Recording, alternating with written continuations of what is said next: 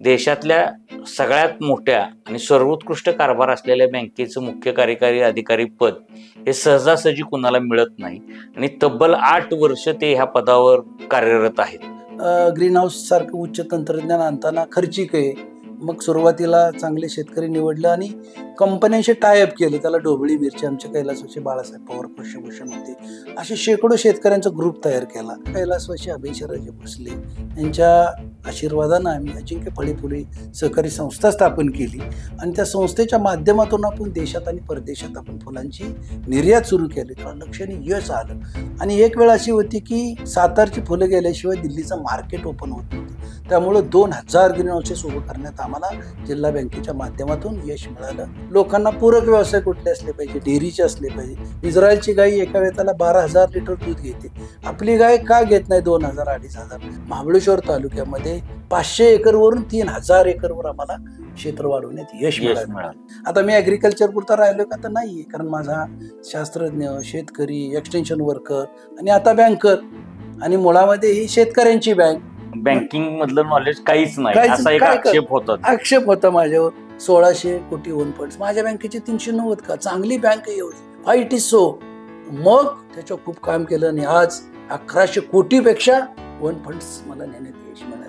विधान परिषदेचे सभापती, सहकार मंत्री, सार्वजनिक बांधकाम मंत्री किंवा पुनर्वसन मंत्री अशा एवढ्या बलाढ्य लोकांबरोबर काम करताना संघर्षाचे प्रसंग आले का? आणि आले तर ते कसे तुम्ही हाताळले किंवा त्याला कसं सामोरं गेलं? आता ही अक्वायर्ड सफिशियंट नॉलेज, ज्या वेळेला तुमचं नॉलेज असतं त्यावेळेस लोक तुम्हाला ॲप्रिशिएशन करतात. म्हणून मुख्य कार्यकारी हा अभ्यास असला पाहिजे, व्हिजन माइंडेड असला पाहिजे.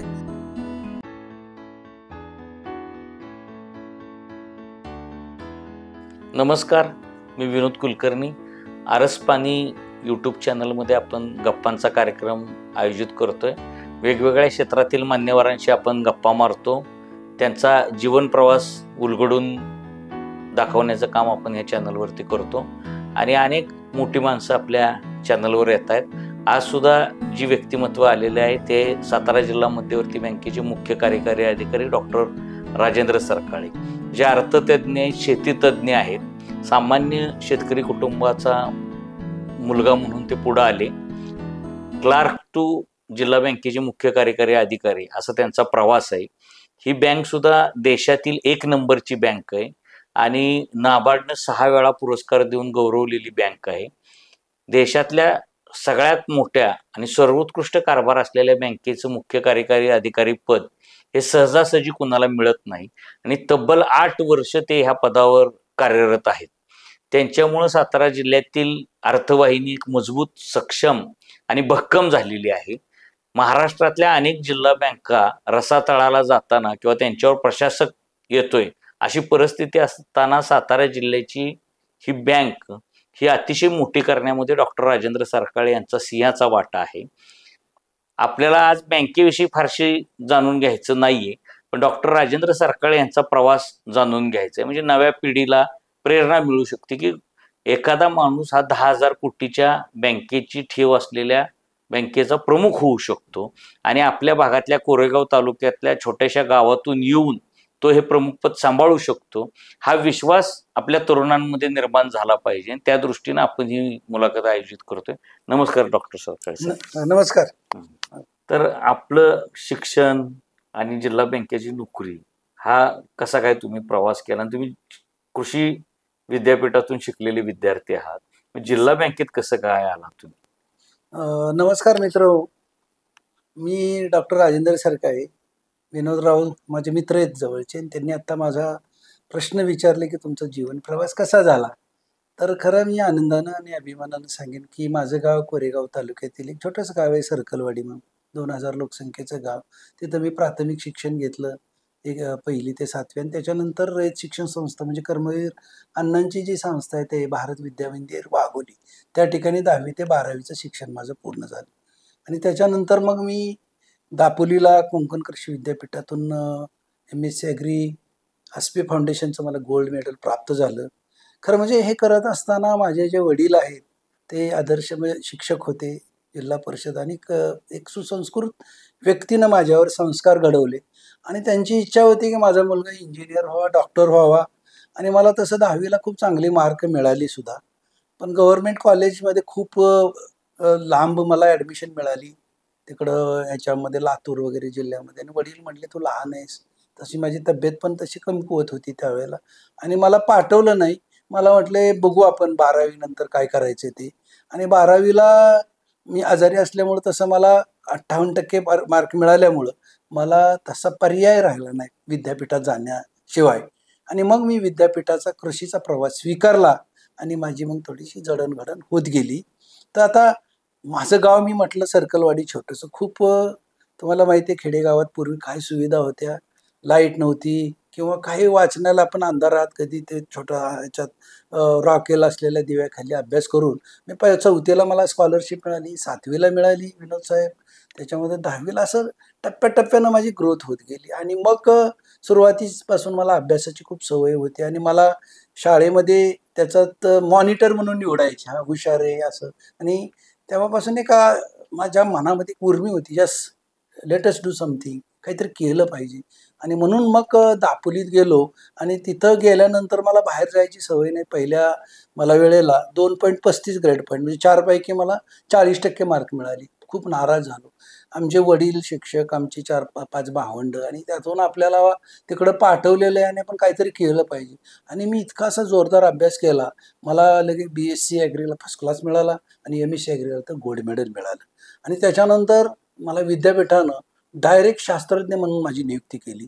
85 ते 89 एक S1 सायंटिस्ट, खूप चांगली पोस्ट होती.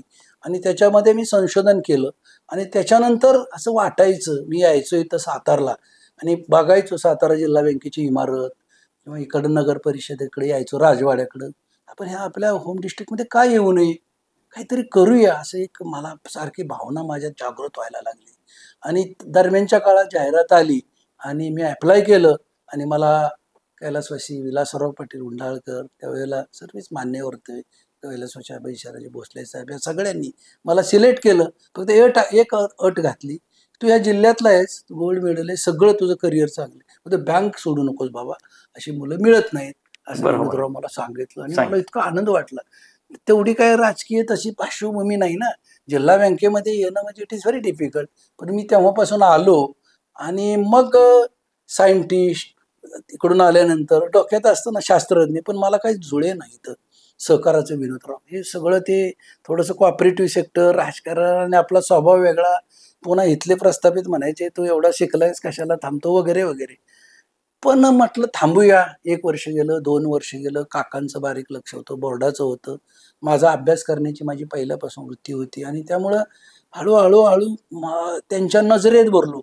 बाबा हे पोरगं काहीतरी भविष्यामध्ये घडेल, ही बँक नावारूपास आणेल असं काकांना वाटायचं. आणि मग मला त्यांनी मगाशी विनोद साहेब म्हणले क्लार्क आहे बरोबर, तांत्रिक अधिकारी म्हणून मी जॉईन झालो.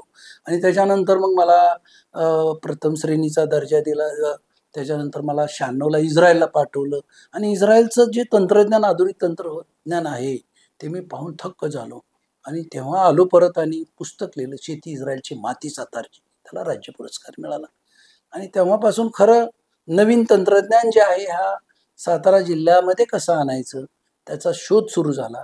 मला संधी प्रत्येक ठिकाणी देत गेले संचालक मंडळ आणि त्याचं मी खरं सोनं करण्याचा प्रयत्न केलेला आहे.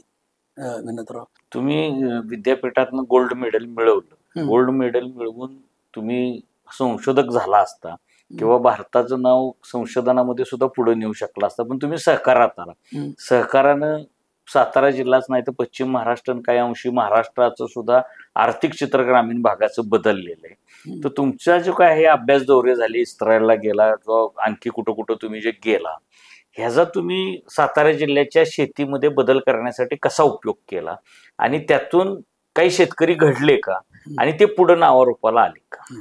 हा खरं फार चांगला प्रश्न आहे. मुळामध्ये मी शेतकरी कुटुंबातला, माझी शेती होती, कोरडवाहू शेती जमते, खूप कष्ट करायचो आम्ही शेतामध्ये. पाण्याचं दुर्भिक्ष, उत्तरेचा भाग आपल्याला माहिती आहे, पाणी खूप कमी. पण मला सवय होती काम वगैरे, म्हणजे एकतर मुलामध्ये वडील शिक्षक जरी असले तरी आम्हाला शेती खूप करावी लागायची, त्यामुळे शेतीचा मला तो अनुभव होता, शेती कशी करायची ती. त्याचबरोबर आणि किती त्याच्यात हालापेष्टा शेतकऱ्याला सहन कराव्या लागतात हे मी जवळून बघितलं होतं. शास्त्रज्ञ म्हणून माझं कारकीर्द चांगली झाली होती आणि इथं संधी पण मिळाली शेतीमध्ये काम करण्याची. एक विभाग काढला, उच्च तांत्रिक कक्ष विभाग त्यावेळेला, आणि मला त्याचं प्रमुख केलं. आणि त्याच्यानंतर मी इस्रायलला गेल्यानंतर सगळं तिथं पाण्याचं व्यवस्थापन कसं होतं, या सगळ्या डेअरीमध्ये कशी क्रांती केलेली आहे. त्याचबरोबर सगळ्यात महत्त्वाचं म्हणजे ग्रीन हाऊस टेक्नॉलॉजी, ज्याला हरितगृह म्हणतात. तर ह्या सगळ्या कन्सेप्ट मी धोरणामध्ये समाविष्ट करून घेतल्या. म्हणजे आपल्या लोकांना ग्रीन हाऊस सारखं उच्च तंत्रज्ञान आणताना खर्चिक आहे. मग सुरुवातीला चांगले शेतकरी निवडलं आणि कंपन्यांशी टायअप केलं. त्याला ढोबळी मिरची, आमचे कैलासवासी बाळासाहेब पवार कृषीभूषण होते, असे शेकडो शेतकऱ्यांचा ग्रुप तयार केला. आणि दरम्यानच्या काळामध्ये कैलासवासी अभयशराजे भोसले यांच्या आशीर्वादानं आम्ही अजिंक्य फळे फुले सहकारी संस्था स्थापन केली. आणि त्या संस्थेच्या माध्यमातून आपण देशात आणि परदेशात आपण फुलांची निर्यात सुरू केली. त्याला लक्षणीय यश आलं. हा पॅटर्न हा देशभर ओळखला जाऊ लागला की सातारा जिल्हा बँकेचं हायटेक डिव्हिजन. आणि एक वेळ अशी होती की सातारची फुलं गेल्याशिवाय दिल्लीचं मार्केट ओपन होत नव्हतं. त्यामुळं 2000 ग्रीन हाऊसेस उभं करण्यात आम्हाला जिल्हा बँकेच्या माध्यमातून यश मिळालं. अजिंक्य फळे फुले संस्थेच्या माध्यमातून त्याची चांगल्या पद्धतीने विक्री करून लोकांना त्याचा फायदा झाला. नॅशनल हॉर्टिकल्चर बोर्डाच्या चांगल्या अनुदानाच्या सुविधा होत्या, त्या म्हणजे आमच्या बँकेच्या आणि आमच्या माध्यमातून उपलब्ध झाल्या. त्याच्या उपर लोकांना पूरक व्यवसाय कुठले असले पाहिजे, डेअरीचे असले पाहिजे. इस्रायलची गाय एका वेळेला 12,000 लिटर दूध घेते. आपली गाय का घेत नाही 2,000, 2,500, 500 किंवा 1000 लिटर सुद्धा त्या ठिकाणी दूध मिळत नव्हतं. मग ह्या वेगवेगळ्या क्रॉस ब्रीड्स आणण्यासाठी प्रयत्न केला. दुधाचं उत्पन्न वाढलं चांगल्या पद्धतीनं. हॉर्टिकल्चरमध्ये काही सुरुवात केली. मग डाळिंबाच्या बागा, द्राक्षाच्या बागा मोठ्या प्रमाणात उभ्या राहिल्या आणि त्याचं अनेक लोकांना त्याचा फायदा झाला. फक्त आम्ही कर्ज दिलं नाही, तर त्याच्यामध्ये तांत्रिक मार्गदर्शन दिलं. माझ्या मार्गदर्शनाखाली एक वेगळा सेल निर्माण केला. कृषी पदवीधर नेमले. शेतकऱ्याच्या बांधावर जाण्याची संधी प्राप्त झाली आणि लोकांना आम्ही तंत्र दिलं, कमी व्याजदराने पैसे दिले आणि ह्या सगळ्या योजना शासनाच्या स्कीमशी जोडल्या. आम्ही सांगायचो सबसिडीसाठी योजना करू नका, तुम्हाला त्याचं ज्ञान घ्या, उत्पादन वाढवा, आधुनिक तंत्राची कास धरा. या सगळ्या बाबी झाल्या आणि मोठ्या प्रमाणात त्याच्यामध्ये आम्हाला यश मिळालं. त्याचा पुढचा टप्पा म्हणजे आता आपला जिल्हा बघितला तर पूर्वेकडचा दुष्काळी भाग, मान खटावचा, त्या ठिकाणी पाण्याचं दुर्भिक्ष, मग तिथं डाळिंब आणि द्राक्षाच्या बागा वाढल्या. त्याचबरोबर काही ठिकाणी बागायत भाग होते, तिथं ऊसाचं उत्पन्न वाढवण्यात यश मिळालं. आणि सगळ्यात महत्त्वाचं म्हणजे स्ट्रॉबेरी जे आहे आपलं याच्यामध्ये महाबळेश्वर आणि पाचगणी तालुक्यामध्ये, त्या ठिकाणी जी रोपं आणली जात होती अमेरिकेतून, ती लोकांना सहजासहजी उपलब्ध होत नव्हती. कैलासवासी बाळासाहेब बेलारी त्यावेळेला होते आणि आदरणीय शरद पवार साहेबांनी त्यांना स्ट्रॉबेरी ग्रोवर्स असोसिएशनचा अध्यक्ष आणि मला जनरल सेक्रेटरीची धुरा दिली. वेगवेगळ्या हे झाल्या हॉर्टिकल्चरच्या अनुषंगाने वेगवेगळ्या समित्या देशपातळीवर स्थापन झाल्या आणि त्यामुळं महाबळेश्वर तालुक्यामध्ये 500 एकरवरून 3000 एकरवर आम्हाला क्षेत्र वाढवण्यात यश मिळालं. त्यामुळे या उदाहरणावरून आपल्याला लक्षात येईल फार मोठं यश मिळालं आम्हाला. पवार साहेबांच्याकडे गेलो, सर म्हणलं हे सबसिडीमध्ये बसवा. त्यांनी ते मध्यम मुदत पिकामध्ये ग्राह्य धरून 3 लाखापैकी जवळपास 50% 1.5 लाख सबसिडी त्यांना उपलब्ध झाली. रोपांची आयात झाली, प्रक्रियासारखे प्रोजेक्ट उभे राहिले, त्याच्यामध्ये व्हॅल्यू ॲडिशन झालं. आपण बघतो मालाज आणि ह्या ज्या आहेत प्रक्रिया त्याच्यावरच आधारित आहे. आणि पुन्हा त्या ठिकाणी बेलारल्या फळ प्रक्रिया संस्था स्थापन झाल्यामुळं अनेक लोकांना, म्हणजे डोंगरी भागातील लोकांना असेल, पूर्वेकडच्या दुष्काळी भागातील लोकांना असेल, बागायती पट्ट्यामध्ये ऊसाचं उत्पादन वाढायला मला यश मिळालं. तर ह्याचा सगळ्या गोष्टी मला ह्या ज्ञान घेतल्यामुळं मिळाल्या. बाहेरच्या जगामध्ये काय चाललेलं आहे ते मला पाहायला मिळालं आणि त्यामुळं शेती उत्पादनामध्ये लक्षणीय वाढ झाली. मला वैयक्तिक फायदा झाला त्याचा असा की मला वेगवेगळ्या कमिट्यावर घेतलं. राज्य फ्लावर ग्रोवर्स असोसिएशनमध्ये मी होतो, वेगवेगळ्या कमिट्या होत्या, नॅशनल हॉर्टिकल्चर मिशनमध्ये घेतलं आणि मला व्हिजन वाढलं खूप. अरे आपल्यावर खूप जबाबदाऱ्या येतात आणि मी सातत्याने अभ्यास करत राहिलो आणि मग पुढे पुढे जात चाललो. एखादा शेतकऱ्याचा मुलगा शिकला आणि तो त्या क्षेत्रात तज्ज्ञ झाला आणि आपल्याच जिल्ह्यात काम करू लागला तर किती मोठी क्रांती घडू शकते. हे आता आपण सरकारी साहेबांच्या तोंडातून ऐकलं की त्यांनी 500 एकरमध्ये होणारी स्ट्रॉबेरी त्यांच्या प्रयत्नांमुळं, किंवा बाळासाहेब बेलारी हे जे महाबळेश्वरचे तत्कालीन नेते होते दिवंगत, तर त्यांच्या प्रयत्नामुळे ती 3000 एकरवर पोहोचली. सातारा जिल्ह्यात 2000 हरितगृह उभारण्यामध्ये त्यांना यश आलं. म्हणजे सातारा जिल्ह्यात शेतकऱ्यांच्या आत्महत्या का होत नाहीत, तर असे तज्ज्ञ मुख्य कार्यकारी अधिकारी एखाद्या बँकेत ज्यावेळेस उभे राहतात आणि आपला प्रशासक म्हणून कुशल कारभार करतात, त्यावेळेस अशा घटना घडत असतात.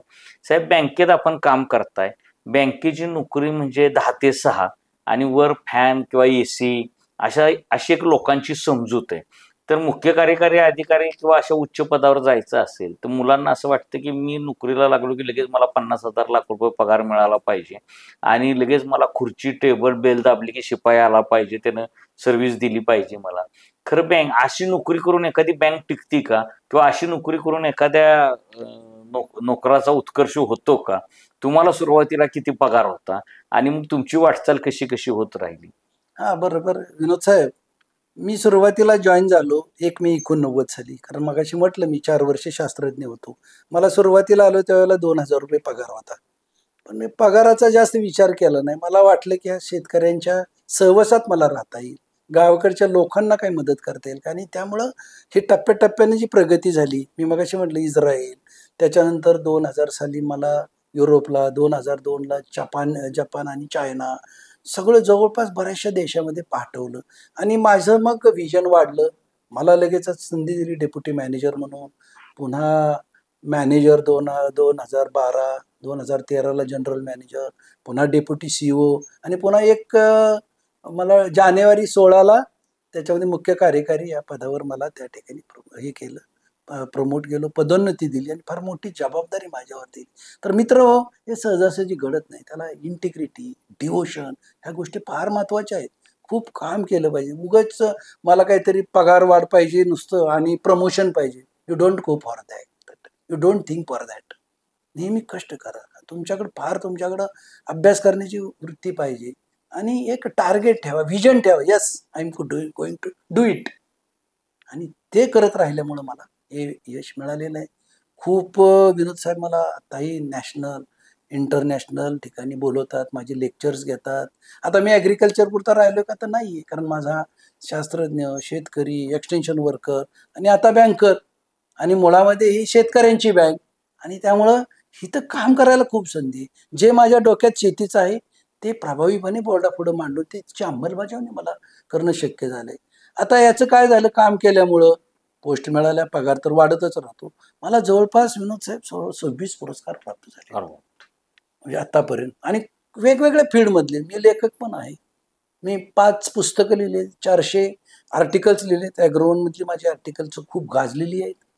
आणि काही डॉक्युमेंटरी केलेल्या आहेत. म्हणजे जे काही केलं ते आपण लोकांच्यापर्यंत पोहोचवण्यासाठी मी खूप त्याच्यात प्रयत्न केलेला आहे.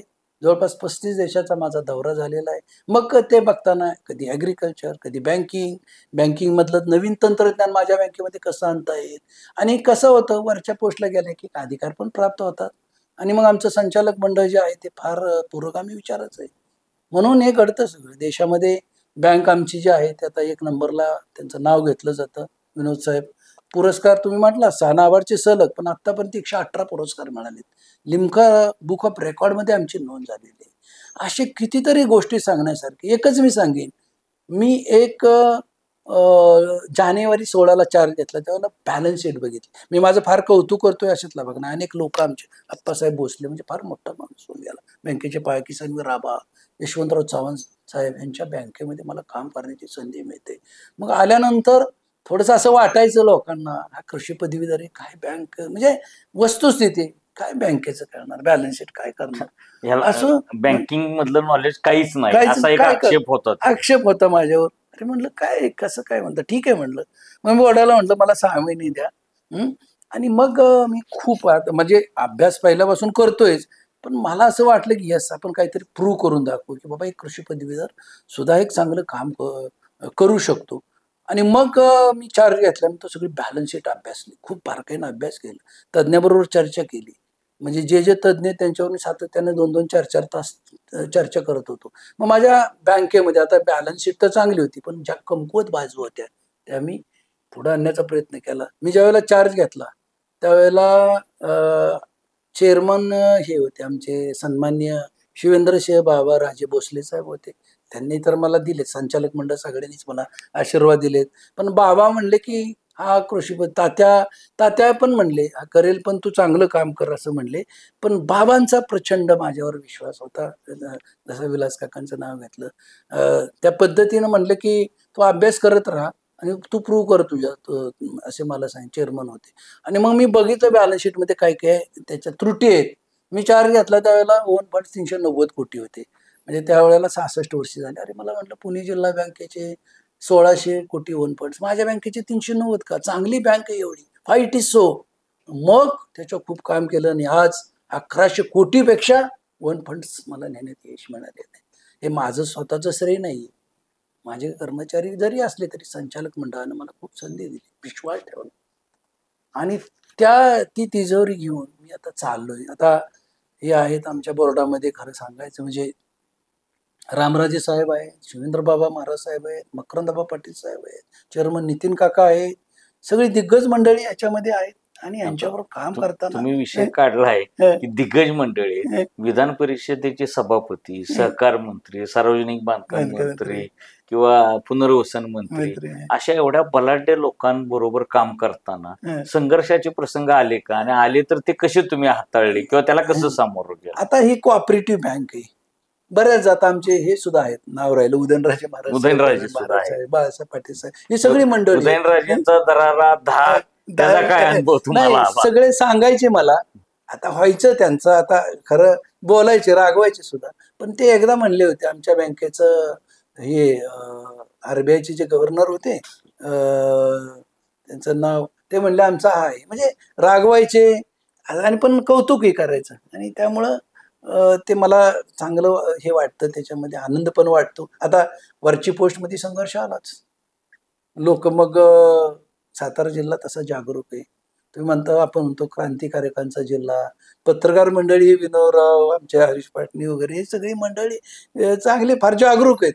तर काय साहेब असं असं झालंय, बातमी लगेच मला सांगतात. म्हणजे मला पण जाणीव होती, ही मंडळी जागरूक असल्यामुळं काम पण चांगलं होतं ना. पण खूप विनोद साहेब संघर्षाचे प्रसंग येत आहेत, आजही काय काय टीका टिप्पणी करतात, पण ते आता माझी सवय झाली. That is part and parcel of my life. पण मी एक ठरवलेलं आहे की आपण एक चांगलं काम करायचं, डिव्होटेड जे सुरुवातीपासून करतोय ते काम करायचं, आणि ते करतोय. आणि म्हणून मला मुदतवाढी दिली ना, हे कोणाला यश आहे? कुठं देशात उदाहरण 10 वर्ष मुदतवाढ देतात, म्हणजे हे एक उदाहरण नाही का? म्हणजे माझ्यासारखं तुम्हाला 10 वर्षाची मुदतवाढ दिली, म्हणजे इतके राजकीय विचार. आता तर म्हणजे पूर्वी ज्यावेळेस तुम्ही काम करत होता किंवा ज्यावेळेस विलास काका, अभयसिंहराजे नेतृत्व करत होते, त्यावेळेस एकच पक्ष होता, काँग्रेस. आज भाजपचे काही आहेत, काही राष्ट्रवादीचे आहेत, काही हे जे शिंदे गटाच्या विचाराचे आहेत, असे वेगवेगळ्या विचारांच्या पक्षांच्या ह्याच्यामध्ये तुम्ही काम करताय.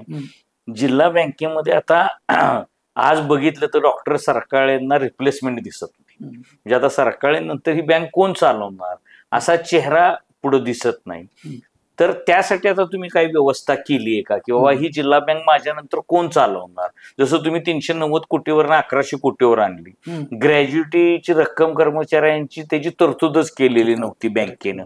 अशा अनेक गोष्टी, म्हणजे सरकाळ्यांचं कौतुक करायचं आणखी एक कारण असे की जिल्हा बँकेच्या कर्मचाऱ्यांना सरकारी सीओ होईपर्यंत मध्यम पगार होता. लोकांना वाटायचं जिल्हा बँकेत नोकरी लागली खूप पगार असतील, पण मध्यम पगार होता. सर्वाधिक मोठी पगारवाढ जिल्हा बँकेच्या कर्मचाऱ्यांना देण्यामध्ये सरकाळींची भूमिका महत्वाची राहिली, की 30% पगारवाढ देण्याचं धोरण डॉक्टर राजेंद्र सरकाळेंनी कर्मचाऱ्यांसाठी राबवलं. तर इतकं तुम्ही काम केलं. पण आज आमच्यासारख्या जिल्हा बँकेवर प्रेम करणाऱ्या लोकांना, किंवा आम्ही जिल्हा बँकेचे ठेवीदार आहोत प्रत्यक्ष अप्रत्यक्ष, तर आमच्यासारख्याने एक चिंता जाणवती की ह्या एवढ्या मोठ्या बँकेचं नेतृत्व पुढं कोण करणार प्रशासक म्हणून. म्हणजे राजकीय जिल्ह्याला एकदम सक्षम पार्श्वभूमी, शिवेंद्रराजे, मकरंद पाटील, नितीन काका पाटील, किंवा अगदी रामराजे साहेब आहेत, उदयनराजे आहेत, हे सगळे बलाढ्य नेते बँकेचं नेतृत्व सक्षमपणे करतील. पण शेवटी प्रशासक जर चांगला नसेल मुख्य, तर संस्था कोलमडतात. शेवटी राजकीय नेत्याचा हा बँकिंगमध्ये अभ्यास तेवढा 100% असत नाही.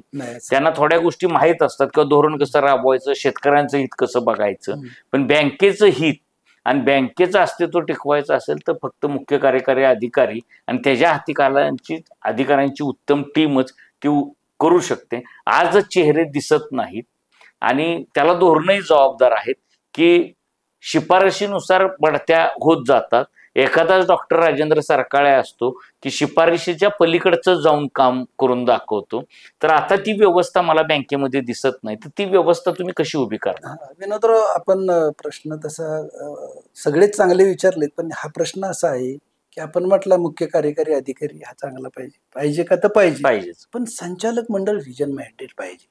आपल्या मगाशी म्हटला तुम्ही की संचालक मंडळामध्ये वेगवेगळ्या पक्षाचे हे मान्यवर आहेत, मान्यवर पण एक सगळ्यांनी ठरवलेलं आहे की बाबा बँकेमध्ये राजकारण आणायचं आणायचं. सगळ्यात महत्वाचं आहे ते, आणि त्याच्यामुळं सगळे अगदी व्यवस्थित चर्चेमध्ये सहभागी होतात. यशवंतराव आणि किसनवीरांनी जी पद्धत पाडली होती की पद्धत आहे. राजकारणाचे जोडे बाहेर काढून बँकेत यायचे. बँकेत येत, अगदी बरोबर. आता ते आहे, ते तर चालूच आहे आणि पुन्हा ते येत राहणार. आता मला मुदतवाढ दिलेली आहे, पण मला आता असं वाटायला लागले आता कधीतरी थांबलं पाहिजे. मला असं वाटतं, मला 70 वर्षापर्यंत आहे अजून आहे. म्हणजे 7-8 वर्ष, पण मी खरं सांगू आता सगळ्यांना, मी थांबणार का नाही, कुठेतरी थांबलं पाहिजे.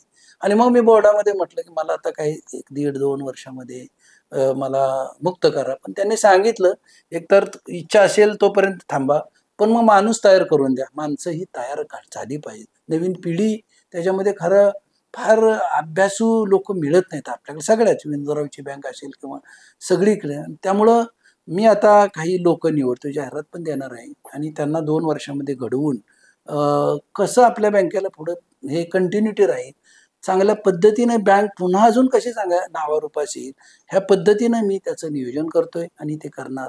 आणि हे करत असताना सातत्याने मी नवीन लोकांना स्वतः ट्रेनिंग देतोय.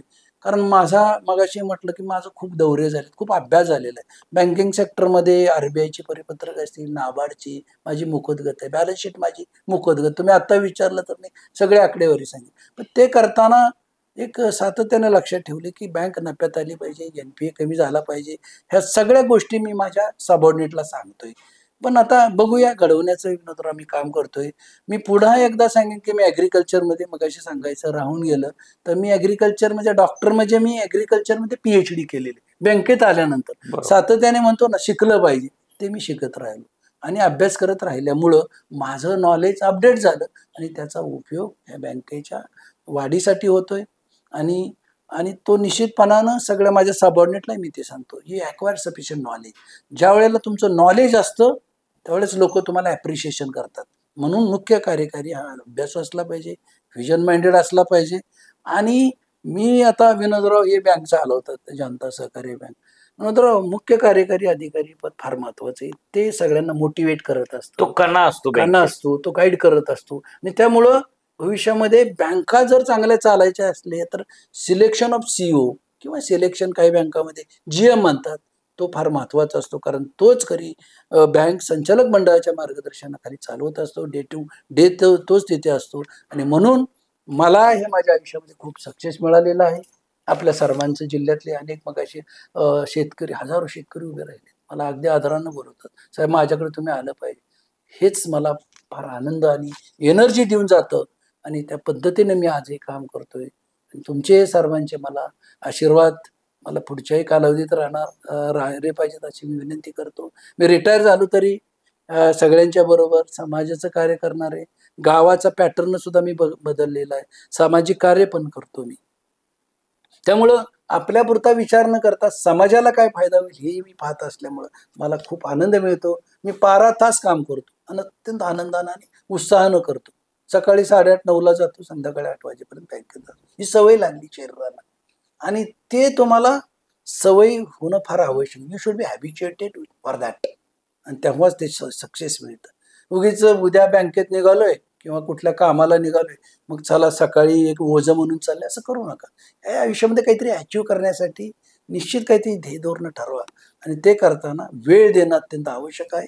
मला वाटतं ही माझी शेतकऱ्याच्या कुटुंबातून येऊन जी आत्ता माझी जवळपास माझं आता 63 वय आहे, नोकरी जवळपास 36 माझी बँकेतली ना, अगोदर 40 वर्ष मी अत्यंत, आणि हेल्थ चांगले आहे, आनंदी जीवन जगतोय मी, लोकांच्या सहवासात आहे, शेतकऱ्यामध्ये आहे, राजकीय लोकांमध्ये आहे. आणि हे असं भाग्य फार कमी लोकांना मिळतं, ते मला मिळालेलं आहे. तर मला वाटतं आपणही अशाच पद्धतीनं काम करून एक चांगल्या, मी आदर्श व्यक्ती मला म्हणणार नाही, फक्त एक चांगलं काम करू शकलेल्याचा मला आनंद आहे. आणि ते तुम्हीही करावं एवढंच मी त्या निमित्तानं आव्हान देतो. विनोदरावनी मला ह्या आपल्या चॅनल पुढे आणलं, कारण हा आमचा अत्यंत जवळचा मित्र आहे, हितचिंतक आहे. चुकलं की सांगतो इथं बँकेत हे झालेलं आहे, की मग चुका होतात ना काही काही काम करताना, पण आपण सांगता सगळेच. त्यामुळं अजूनही असंच आपलं आम्हाला असंच मार्गदर्शन मिळावं आणि निश्चितपणाने एक बँक ज्या गतीनं चालली ते अजून कशी चांगल्या पद्धतीनं करता येईल या दृष्टीनं संचालक मंडळाच्या मार्गदर्शनासाठी मी कार्यरत राहील एवढी ग्वाही देतो आणि थांबतो. Thank you very much. सरकाळे साहेब, आज आपल्याला एक प्रवास सरकाळे साहेबांचा जाणून घेता आला. ज्या बँकेला 118 पुरस्कार मिळालेत त्या बँकेच्या मुख्य कार्यकारी अधिकाऱ्याला सुद्धा 8 वर्षाच्या सेवेमध्ये 26 पुरस्कार मिळालेले. सरकाळे साहेबांना सकाळी 8ला फोन केला एखाद्या कामासाठी, साहेब कुठे आहे, तर ते म्हणतात मी ऑफिसमध्ये फाईलीच वाचत बसलेलो आहे. आणि रात्री 9ला फोन केला तरी ते बँकेच्या कार्यालयात उपस्थित असतात. लोकांना असं वाटतं की 10 ते 6 ड्युटी करून पदं मिळतात. पदं ही सकाळी 8 ते रात्री 9 असं 12-14 तास काम केल्यानंतर मिळतात.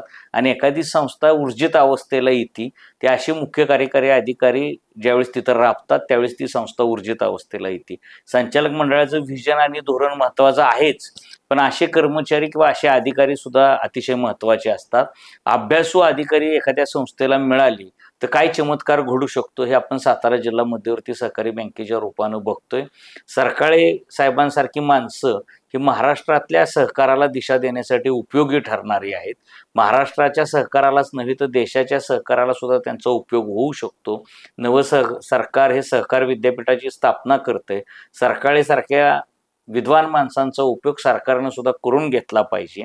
आपण सरकारमध्ये शिफारस करण्या एवढे महत्त्वाची व्यक्ती नाही, पण आपल्याला आपल्या जिल्ह्यातला इतका विद्वान माणूस, इतका अभ्यासू माणूस हा पुढे गेला पाहिजे. वय जरी वाढलं असेल तरी सरकारांची प्रकृती उत्तम आहे, ठणठणीत आहे. त्यामुळे त्यांनी जरी बँकेतनं भविष्यात एक नवीन फळी निर्माण करून निवृत्ती घेतली तरी देशाच्या आणि महाराष्ट्राच्या सहकाराला दिशा देण्याचं काम त्यांनी करावं अशी विनंती मी त्यांना या निमित्ताने करतो. आणि सरकाळे साहेब, आपण ह्या चॅनलला भेट दिली आणि मनमोकळ्या गप्पा मारल्या, मनापासून बोलला, आपले मी आभार मानतो. नमस्कार. थँक्यू.